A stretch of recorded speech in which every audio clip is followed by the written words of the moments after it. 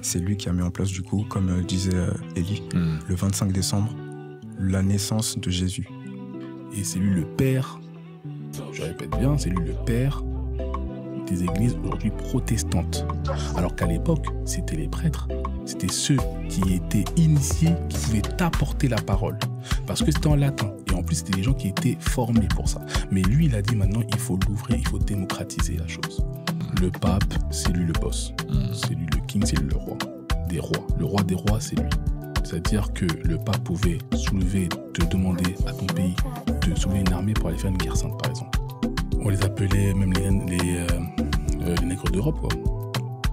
Donc c'est pour ça que le protestantisme, aujourd'hui, selon moi, est une doctrine gnostique.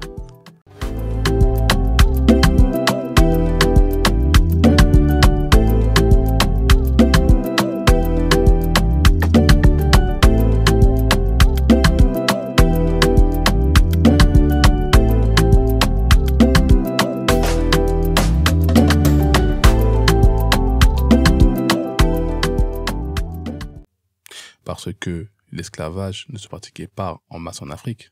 C'était des Africains qu'on déportait aux Amériques et aussi des esclaves aussi qu'on déportait, que ce soit en Arabie, que ce soit aussi à l'est de l'Afrique, Madagascar, les Comores, etc. Donc en gros, t'avais pas plus que ça de chrétiens en Afrique avant la colonisation. Mais justement, c'est ça que je veux comprendre. Pourquoi aujourd'hui il y en a autant, sachant que l'Afrique, en termes de population, je pense qu'on est 10 fois plus qu'en Europe. Donc en termes de nombre, ça s'équivaut pas. Mais la manière dont c'est répandu, qu'est-ce qui a fait qu'aujourd'hui... Enfin, c'est quoi le facteur déterminant, concrètement? Parce que j'ai l'impression que pour qu'il y en ait autant, c'est que soit vraiment il y a eu une cruauté sans nom, soit il y a eu un rapprochement, entre guillemets, spirituel, où les gens se sont, entre guillemets, confortés ou rassurés ou entrevus dans cette religion et qui a fait qu'ils l'ont adopté rapidement. Pour moi, tout simplement, le colonialisme ou même avant l'esclavagisme, c'est des pratiques qui condamnaient les peuples qui étaient vus comme étant païens, ceux qui n'avaient pas embrassé la religion catholique. Ouais. Ce qui s'est passé durant l'esclavage, c'est que les païens, qu'on appelait communément les Africains selon la pensée romaine, n'étaient pas dans cette doctrine-là. Du coup, ce qu'ils ont fait, c'est qu'ils ont légitimé, de par cette idée-là, que on devait les mettre en esclavage, leur apporter le sacrement. Et le sacrement se faisait par impérialisme, pardon. Ouais. C'est par cette pensée-là, c'est simplement par cette pensée-là, selon moi, que l'esclavagisme s'est propagé en Afrique. Voilà. Et c'est de là que est parti le fait de pouvoir légitimer, selon le pape, la déportation des Africains aux Amériques.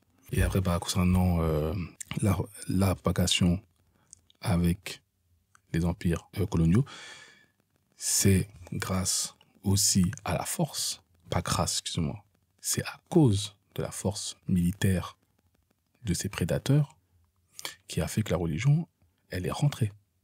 Parce que, en majorité, ils étaient païens. Donc, on leur a inculqué une manière de prier, une manière de penser liée au peuple qui est venu les dominer. C'est-à-dire, par exemple, tout bête, les Français ont apporté la religion catholique, les Africains francophones, dans cette région-là, mais ils sont catholiques. Sauf ceux qui étaient musulmans, lorsqu'ils sont arrivés, par exemple, Sénégal, etc., qui avaient connu d'autres religions avant, mais ceux qui étaient vraiment des païens, ils ont pris cette religion. Ils l'ont pris, ils l'ont adoptée, et maintenant, je trouve qu'il la chérit sans pour autant savoir comment elle est venue. Elle est venue par la force, elle est venue par l'humiliation. Ça a toujours été comme ça. Si on part du principe que, par exemple, dans le livre de Josué, qui est apparu juste après le Pentateuque, c'est-à-dire les 5 livres principaux du Talmud, de la religion abrahamique des Juifs. C'est de là qu'est parti le principe impérialiste. En gros, ce que je veux dire par là, c'est que Josué, qui a reçu la révélation de l'ange Gabriel dans ses songes, a eu l'idée de Gabriel de conquérir Canaan, la terre promise aux Juifs.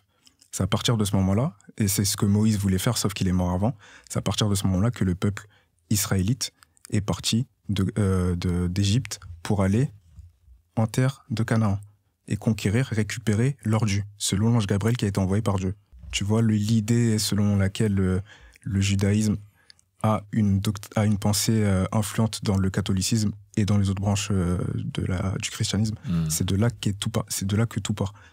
Josué, qui était le maître penseur de cette idée-là, a envoyé son peuple en terre de Canaan, qu'on appelle communément aujourd'hui la Palestine. Est-ce que ça fait lien aujourd'hui avec ce qui se passe de manière politique ? En réalité, la politique d'aujourd'hui, elle a été faite pour que les Juifs qui ont été on va dire, dominés par les Occidentaux puissent retourner sur leur terre initiale, donnée par Dieu, bien évidemment. Parce que c'est parce que cette terre a été donnée par Dieu, qu'on appelle Yahvé, que les Juifs sont légitimes d'aller sur ce territoire. Et c'est pour ça qu'il n'y a pas d'action politique contre cette idée-là. Aujourd'hui, en parlant du conflit israélo-palestinien, il n'y a pas d'action politique. Tout est laissé open bar. Parce que tout le monde a une pensée judaïque. C'est la base de tout. Alors, il y a un truc qui m'intéresse fortement, c'est... on a parlé, en fait, de comment le christianisme est apparu. Par qui les branches. En parlant du Nouveau Testament, c'est Saül de Tarse qui est l'initiateur de par son maître spirituel qui s'appelle Gamaliel. C'était un pharisien. Les pharisiens se trouvaient dans la terre de Judée. La terre de Juda, en gros, c'est le royaume d'Israël qui était scindé en deux. Il y avait les descendants de Juda, qui formaient le royaume de Juda, et les descendants de Jacob, qui formaient le royaume d'Israël. D'Isaac, pardon, qui formaient le royaume d'Israël. En gros, les pharisiens, c'était un peuple de Judée qui avait, sous l'autorité de l'Empire romain, des comptes à rendre. Quand l'Empire romain est arrivé au royaume de Judée, grâce à Alexandre le Grand, c'est de là que tout est parti. Et c'est pour ça qu'on dit que Jésus est arrivé en tant qu'unificateur de ces deux branches.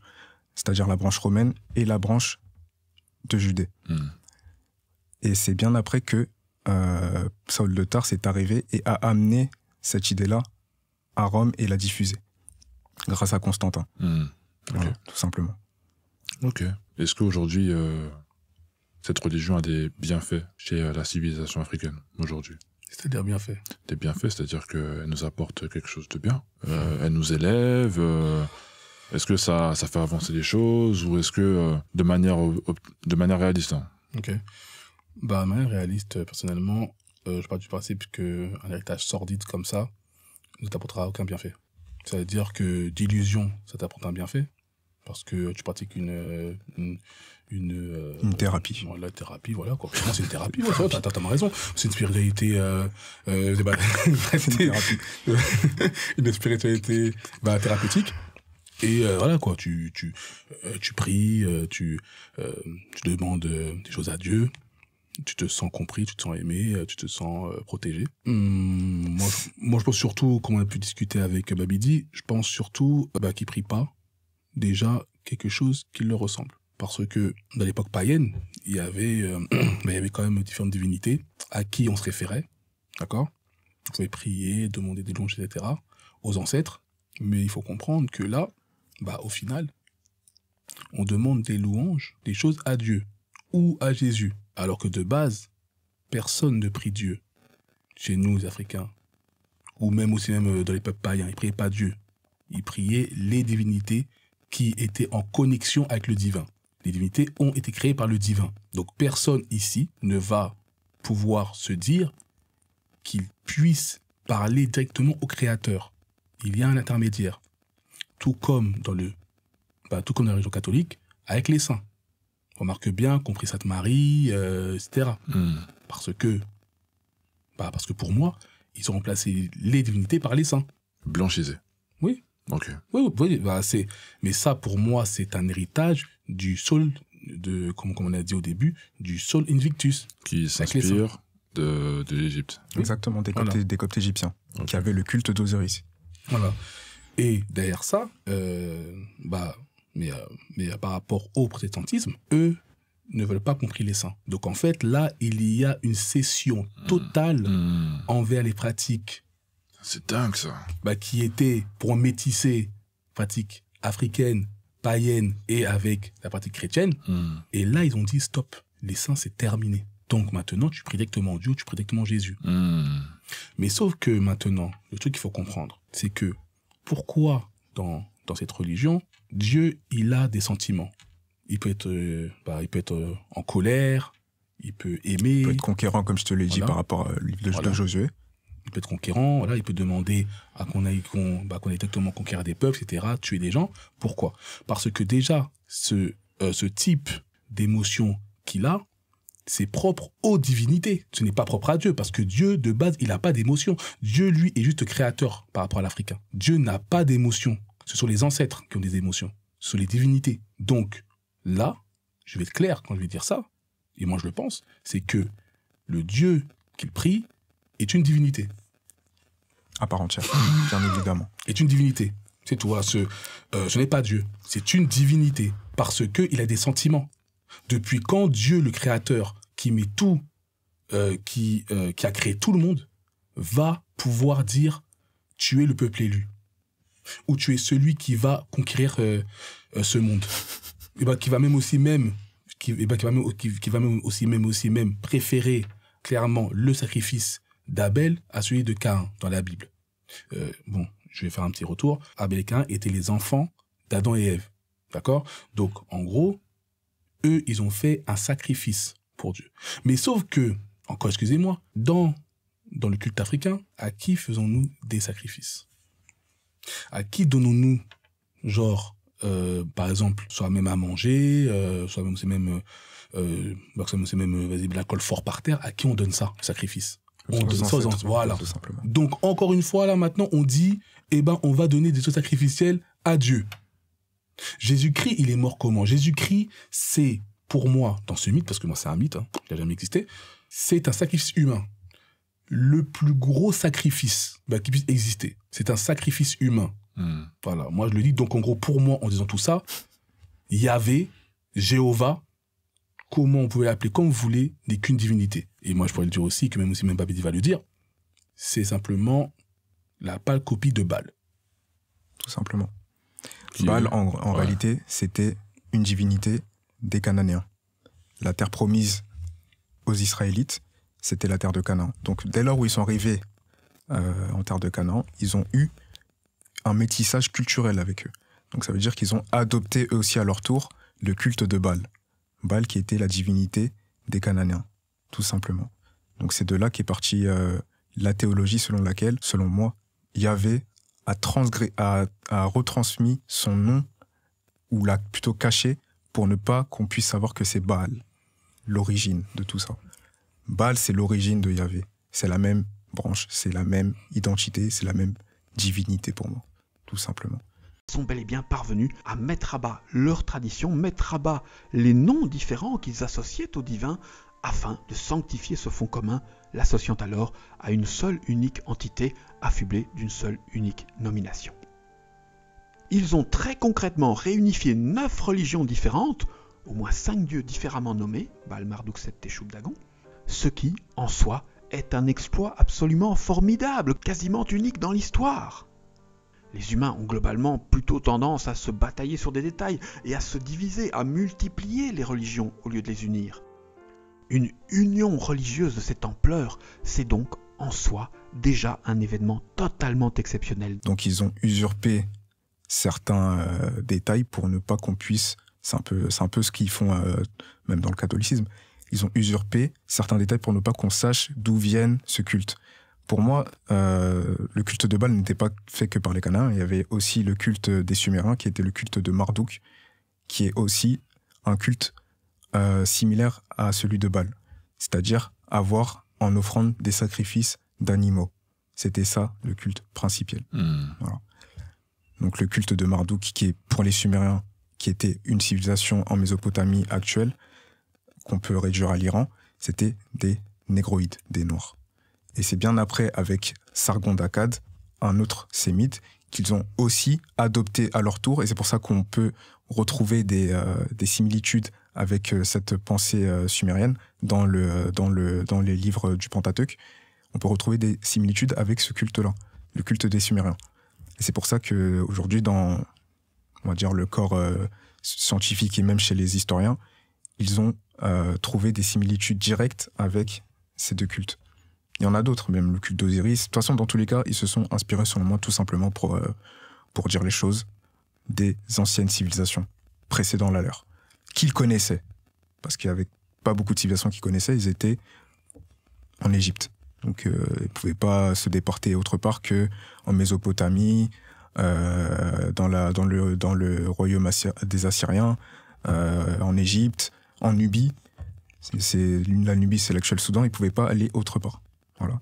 Ok, très bien. Qu'est-ce qu'il faut retenir de tout ça, en fait, concrètement? Si on devait faire un résumé de quelques minutes concernant les fondations du christianisme, la pratique, et aujourd'hui, le fait que ce soit inclus dans nos vies, concrètement, via la famille, via les frères et sœurs, les connaissances, etc., on est assez consciencieux, mature, pour pouvoir avoir des informations manquantes ou pas, pour pouvoir croire ou pas, choisir ou pas. Le fait qu'il y a certaines choses qui sont bénéfices à la communauté et d'autres qui ne le sont pas, c'est ce qu'on peut appeler le déni, concrètement.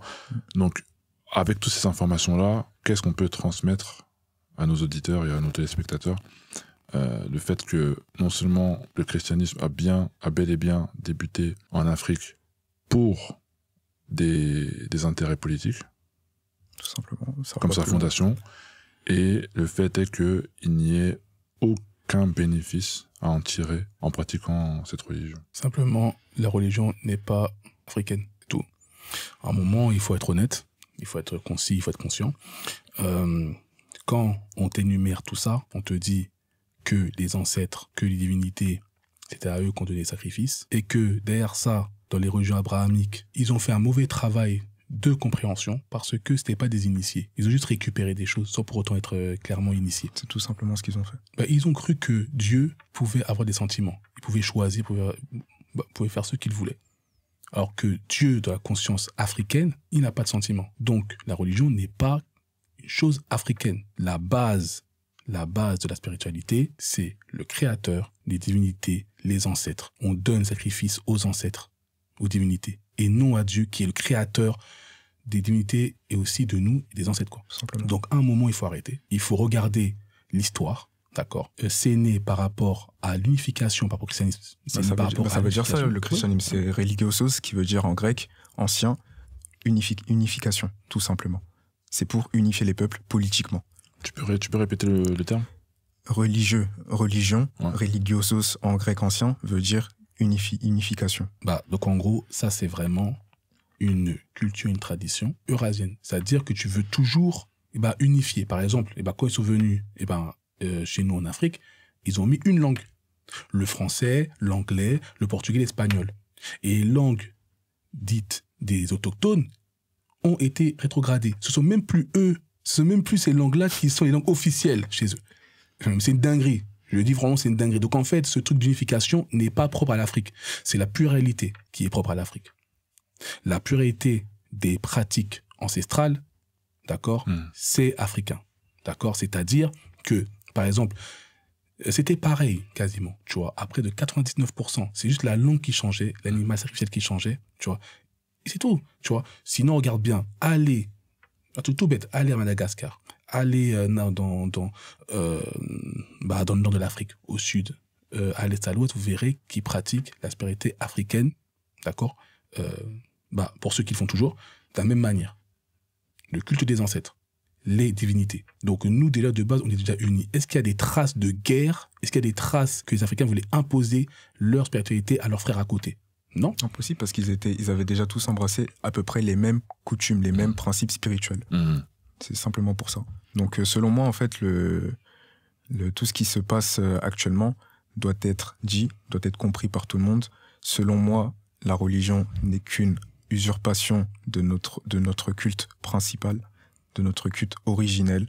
C'est le culte d'Osiris qui s'est modernisé selon la pensée juive.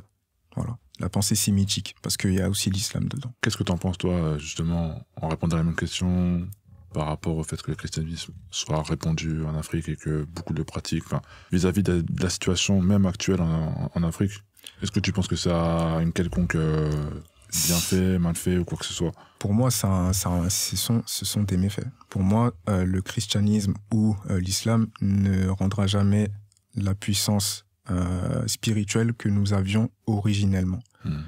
Parce qu'on ne peut pas donner de pouvoir à ces divinités qui ne nous ressemblent pas. C'est impossible. On doit revenir à nos coutumes, on doit revenir à notre spiritualité, on doit revenir à notre identité, tout simplement. Si vous regardez aujourd'hui la Chine a peut-être adopté d'autres cultes, mais le culte originel est retranscrit dans leur politique, est retranscrit dans leur spiritualité. Par rapport aux hindous, c'est pareil, il y a l'hindouisme. Donc tous ces cultes sont en référence avec leur identité. Nous n'avons plus de cultes qui définissent concrètement qui nous sommes. Et c'est pour ça que nous n'allons jamais avancer si nous continuons à donner du pouvoir à leur divinité, tout simplement. Et surtout à rechercher une identité sémite. Arrêtez de faire ça, c'est bon maintenant. Ouais, ils essaient de noircir. C'est bon aussi. C'est noircir pour noircir, pour essayer de... C'est fatigant, ces gens-là, c'est fatigant. Mais qu'est-ce que tu veux dire par identité sémite? En gros, un truc tout bête, à l'Éthiopie, d'accord? La reine de Saba, qui est née noire, d'accord, a fait un enfant avec le roi Salomon, par rapport à la Bible éthiopienne. Bible éthiopienne? Ouais. Attends, stop. Il y en a eu plusieurs. C'est pas une même Bible pour tout le monde, c'est ça que je veux dire. Il y a une Bible éthiopienne. Mais c'est à me dire que genre, ce qu'il y a dans la Bible éthiopienne n'est pas dans la Bible que je lis, moi, quotidiennement. Pas possible. Quoi? Une Bible éthiopienne, et le fils est Ménélique Ier, et c'était pour, Ménélique. Oui, voilà, Ménélique, et c'était pour légitimer le fait qu'il puisse être un descendant du roi Salomon, donc en gros, de Sem, pour dire qu'il a du sang de Sem en lui. Pour dire, voilà, qu'il est légitime à pouvoir être un royaume chrétien, voilà, ça, c'est tout. Et à un moment, il cherche toujours une affiliation. Clairement, même, ils vont même jusqu'à dire qu'il y a même une tribu d'Hébreux qui est descendue jusqu'au Congo pour après apporter toutes les connaissances. Que ce soit par rapport à la circoncision, soit par rapport à tout ça. Non, ça existait déjà bien. Oui, par rapport aux ablutions, circoncision. Voilà. Ah, ok, ouais. Voilà. Ouais. Donc ils nous font croire que que notre coutume n'est pas la nôtre. En nous disant encore que même eux, ces mêmes noirs-là, qui vont chercher une identité hébraïque, à dire qu'il y a une tribu d'Israël qui est descendue jusqu'au Congo. Mais on est où encore dans ces bêtises encore là? Mais on est où? Où va-t-on aller? À un moment, recentrez-vous sur vous. Vous avez vos ancêtres, d'accord? Vous avez votre famille. Pourquoi toujours aller chercher une affiliation? Toujours chercher ça, tout le temps en train de se rassurer, tout le temps en train de dire oui, mais moi je suis... Non, et stop. Tu es africaine, d'accord? Tu as une tradition avant tout ça. Restructure-toi. Point barre. Il faut arrêter. C'est un devoir. C'est un devoir. Et puis même, par rapport à ce que vous avez dit dans vos épisodes précédents, vous avez parlé du culte, de la malédiction de Canaan. Ça dit concrètement que les Africains, pour être vulgaire, ça dit concrètement que les Africains, les descendants d'Africains, de Cam plutôt, parce que Africain c'est ce qu'on nous a donné comme appellation, les descendants de Cam seront maudits. Donc, faut pas aller plus loin. Faut pas aller plus loin. Et que le Dieu qui a été initialement donné aux Juifs est aussi sous la protection des Japhétiens, qui sont les Indo-Européens. Donc, les Japhétiens et les Sémites ont un Dieu en commun qui les protège, mais ne protège pas les fils de Cham. Donc, ça sert à rien de chercher une affiliation hébraïque avec un Dieu qui ne vous considère pas. Je ne comprends pas ça, moi. Et je vais encore même rebondir dessus, parce que ça me tient à cœur de le dire. Lorsqu'on regarde d'où sortent les descendants de Cham, on voit plus l'est de l'Afrique. C'est-à-dire Couche, Pout... Voilà. Ils avaient aucune notion de l'Afrique entière. Donc, pourquoi alors, dans ces livres-là, il n'y a pas l'entièreté de l'Afrique pour désigner les peuples? Voilà. Donc, en fait, c'est simplement le savoir de Sémites de cette époque, et aussi même d'Indo-Européens. De cette époque. Je veux rebondir sur ce que vous avez dit par rapport à la malédiction de Cham. Concrètement, c'est pas Canaan, c'est Cham. Que Canaan soit maudit parce qu'en fait, Cham était béni par Dieu. Donc en fait, il ne pouvait pas être maudit par son père dans la Bible. Okay. Mais indirectement, ça le maudit aussi parce que ça maudit tous ses descendants. Oui. D'accord, parce que justement, en fait, la plupart des personnes font la dissociation, concrètement. Genre, c'est que lui qui est maudit, mais pas le reste, pas la descendance. C'est le pape. C'est le pape qui a dit malédiction de Cham. Donc en gros, le pape, il le dit. Donc en gros, c'est bon, on prend tous les noirs. C'est la malédiction de Cham de base, de Cham de Cham, c'est lui. C'est tout. C'est simplement que quand nous, on lit la Bible, on voit malédiction de Canaan. Et le pape, c'est l'autorité. C'est l'autorité. C'est le représentant de Dieu, pour vulgariser, de Dieu sur terre. Tout comme, tout comme quand il disait que Pharaon était aussi représentant du Dieu sur terre. De Dieu sur terre. Voilà. Donc en gros... c'est du plagiat. C'est du plagiat, c'est bon, il faut arrêter. Il faut arrêter. Un moment, réveillez-vous. Il n'y a aucun site archéologique qui démontre le passage de Jésus dans ce monde. Il n'y a aucun site archéologique qui démontre la généalogie ou le passage de Marie dans ce monde. Il n'y a aucun site archéologique qui démontre le passage de Moïse dans ce monde. Tout ça, ce sont des mythes inventés par les Sémites qui ont reçu cette insufflation spirituelle des cultes sumériens, des cultes d'Osiris, donc égyptiens, des cultes de Baal, donc cananéens, et c'est tout. Faut pas aller plus loin. Moi, je ne vais pas plus loin.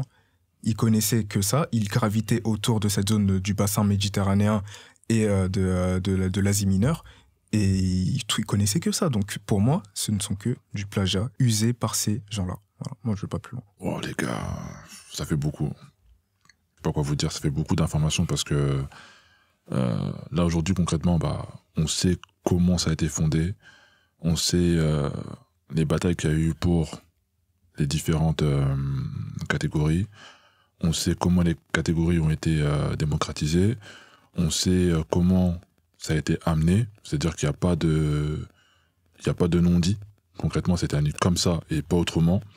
On sait que ça a substitué les fondations africaines, concrètement parlant, en tout pour tout, pas seulement spirituellement, mais aussi dans le savoir-vivre. Donc, concrètement, ce qu'il faut retenir de cet épisode, c'est que faut qu'on prenne nos responsabilités, faut accepter le passé. Il faut pas sans cesse le mentionner sans ayant pour but d'avancer, parce que sinon ça sert à rien, on parle pour parler. En vérité, ça m'intéresse pas moi personnellement et je m'intéresserai pas aux personnes qui parlent pour parler. On est là pour trouver des solutions. Maintenant, les solutions, là aujourd'hui, ont été survolées, dans le sens où vous avez dit qu'il faut rentrer dans nos traditions, dans ce qui nous définit, dans ce qui nous ressemble, concrètement parlant. Et en vrai, j'y vois pas d'inconvénient, mais n'hésitez pas à nous dire en commentaire si vous avez votre propre opinion par rapport à ça. Ça serait intéressant justement qu'on puisse échanger là-dessus, parce qu'on fera bientôt des lives sur TikTok et on aura différentes thématiques par rapport à ça. On serait ravis d'échanger avec vous sur ces sujets-là. On vous expose juste la vérité. La vérité, c'est-à-dire que, comme je vous l'ai dit dans les premières minutes de cet épisode, l'idée c'est que on puisse se rattacher à une seule chose, une seule source, parce que la vérité est unique. On n'est pas censé y en avoir plusieurs. Tu peux dire la vérité comme je peux dire la vérité, mais notre vérité découle d'une seule source. Et cette source, elle doit être accessible à tout le monde. C'est pas des choses qu'on doit avoir chacun de notre côté, sinon ça crée des batailles, ça crée des guerres, ça crée des conflits, concrètement. Donc t'as raison, j'ai raison, mais en quoi nous avons raison tous les deux? Est-ce qu'on a un tronc commun? Ou est-ce que c'est juste de l'égoïsme, en fait? Est-ce que toi t'as raison, moi j'ai raison, mais dans tous les cas je suis pas d'accord avec toi, ou toi t'as raison et moi j'ai raison, et en fait on est tous les deux d'accord. C'est ça en fait la chose. Et ouais, non, je pense que c'était intéressant de savoir justement ces fondations-là.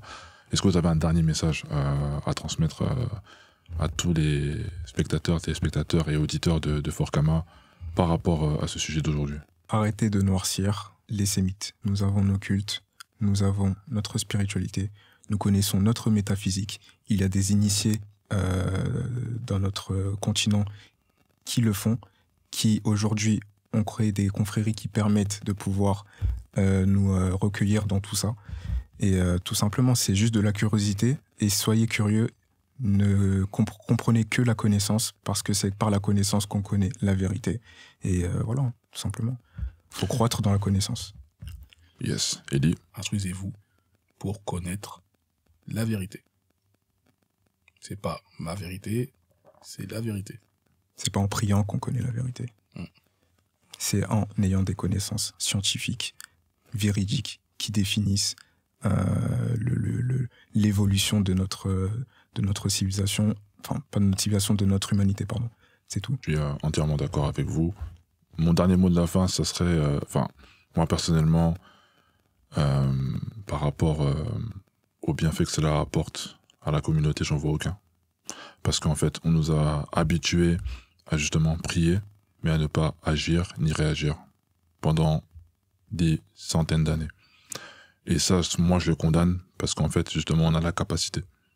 On a toujours eu, mais on nous a bridés. Et le fait de nous brider et de nous, entre guillemets, cadenasser à seulement prier, mais voir ce qui se passe et attendre que Jésus ou Dieu tombe sur terre pour régler le problème, c'est utopique. C'est utopique parce que vous l'avez vu à travers les génocides, vous l'avez vu à travers les guerres civiles, vous l'avez vu dans plusieurs aspects de la vie, qu'on nous diffuse ou pas, que concrètement, c'est la réaction qui fait changer les choses. On doit réagir. Et réagir, c'est passer à l'acte. On doit pouvoir concrètement cesser ou réduire, diminuer ces croyances-là, en se disant que ouais, des choses, il faut attendre. Non, faut pas attendre. Tu sais pas ce qui va se passer demain, et t'auras certainement une descendance, tu souhaites le meilleur pour ta descendance, et souhaiter le meilleur, c'est pouvoir leur apporter le meilleur. Et pour apporter le meilleur, faut agir. Faut rechercher, comme a dit Elie, faut rechercher des choses, faut s'instruire, comme a dit Babidi, faut creuser. C'est en creusant que on s'apprend, et c'est en apprenant qu'on apporte le meilleur envers nous-mêmes et envers les autres. Donc voilà, c'était mon mot de la fin. C'était un super épisode, je pense qu'on en fera un autre parce que c'est des choses à savoir. Et je te remercie d'être venu, déjà. C'est tout le plaisir est pour moi. Hein. Je suis avec mes frères et il y a un de mieux. Au plaisir. Et Elie, on se redit à la prochaine pour un prochain épisode. Yes. C'est comme ça. Ok. Écoutez, n'oubliez pas de liker, laisser un commentaire et à vous abonner si vous avez aimé l'épisode. Et on se redit à la prochaine pour le prochain épisode de Farkama.